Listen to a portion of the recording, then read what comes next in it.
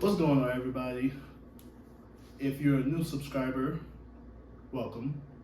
If you're a returning subscriber, welcome back.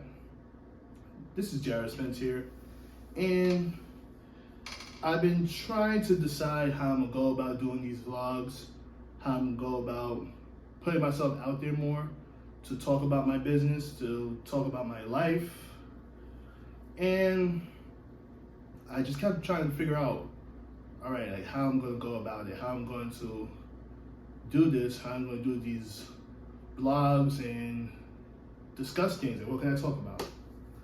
So finally I came up with the idea of talking about kind of my business and how I got started with things. That's for a starter. And then as things go along, I'll figure out more topics to do. But I've been doing a lot of sports photography lately and covering Wizards games and actually going to games, sitting in press conferences, interview rooms, asking players and coaches questions. And a lot of people have been asking me about that.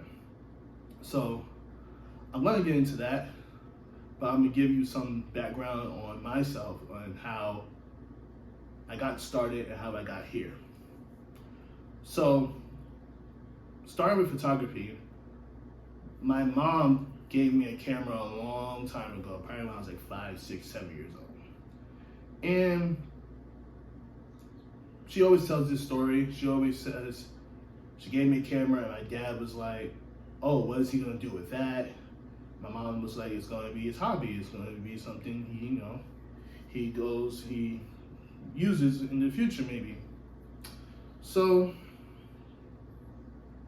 as time went along, we're taking pictures, me and the family, got a whole album book full of pictures when I was young.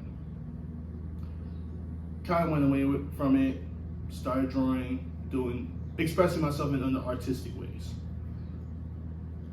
Then when I got to college, wasn't quite sure what I wanted to do.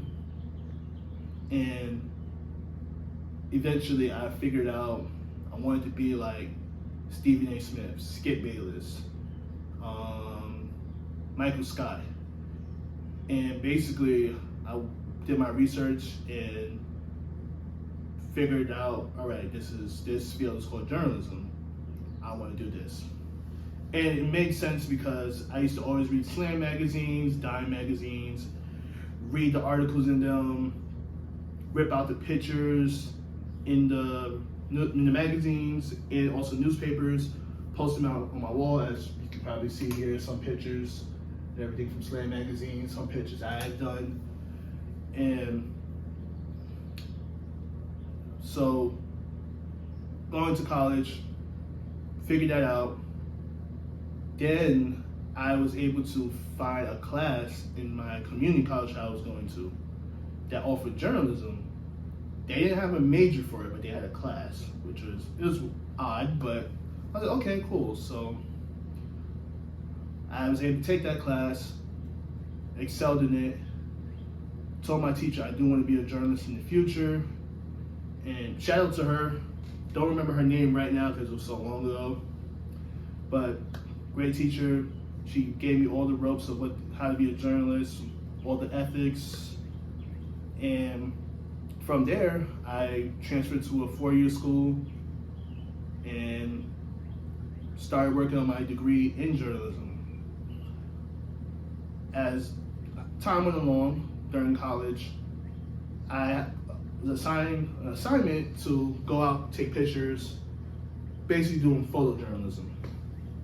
And then that's when I was like, oh wow, like I'm rediscovering a passion, rediscovering something I used to do when I was younger and it felt really good. So then that's when I went out, I bought my first camera, and I started, doing street photography as any photographer would probably start doing street photography around the city of New York, taking pictures of skyscrapers, bridges, street art. And then eventually I moved on to doing people, taking pictures of people, portraits, events, things like that.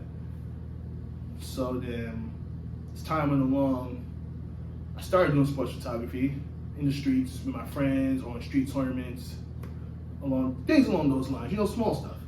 So then eventually I was like, all right, kind of ready for the next step.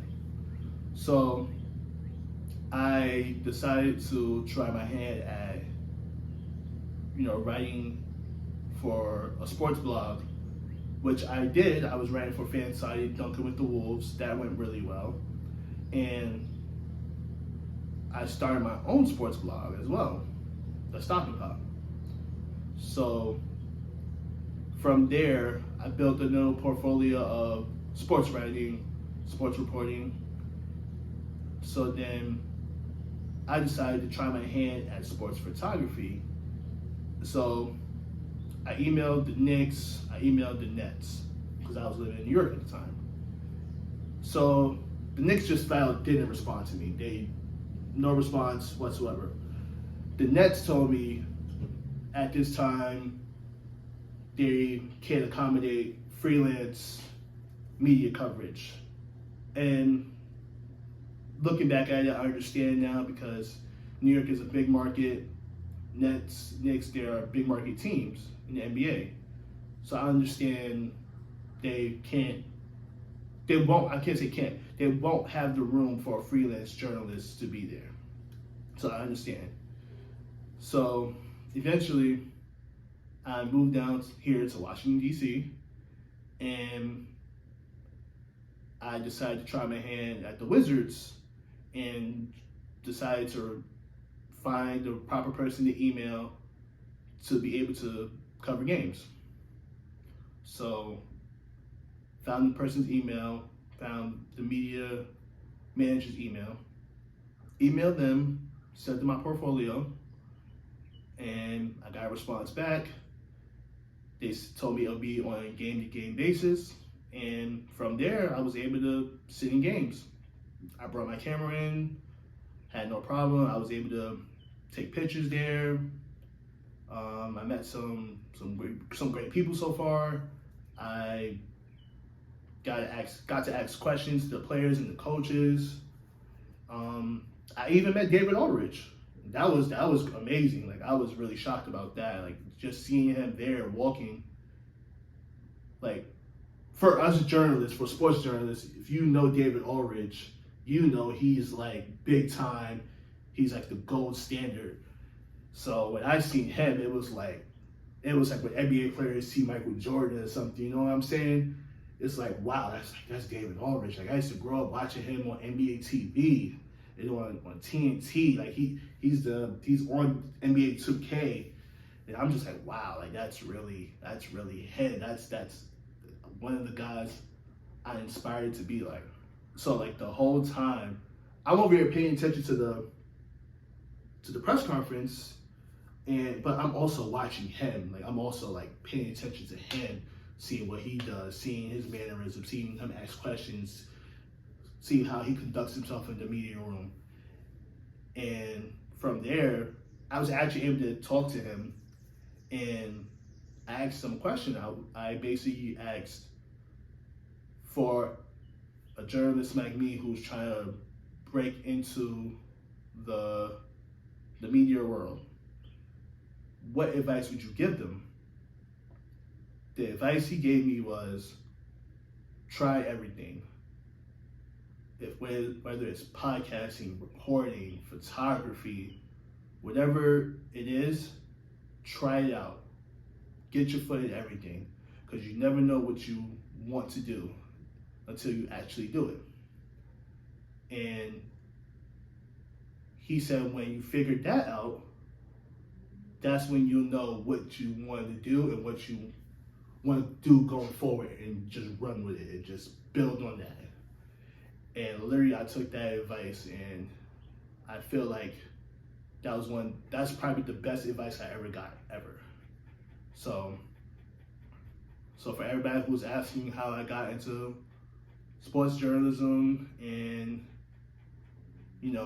I was able to take pictures, that's how I emailed one of the media representatives.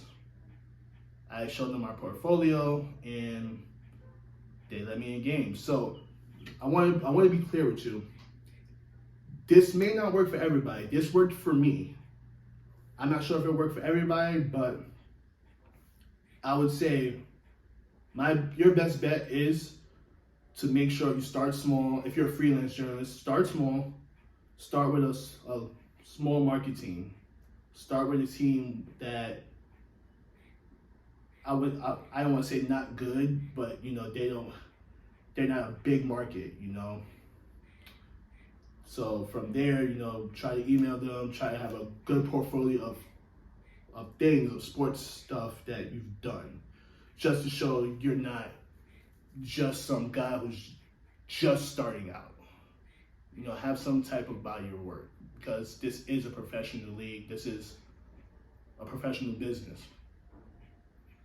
And, find that person's email, find their contact information, whether it's LinkedIn, Twitter, Instagram, email, phone number, whatever it takes. And, email them, be persistent, but also be polite. And hopefully you'll get into the stands and able to cover games and take pictures just like I did. And whatever works for you, if you want to pass on the information to everybody else, go ahead. But I wish everybody the best. I want to thank you for watching this video. And please share. Don't forget to subscribe to it. Don't forget to like the video. And I'll talk to you guys next time.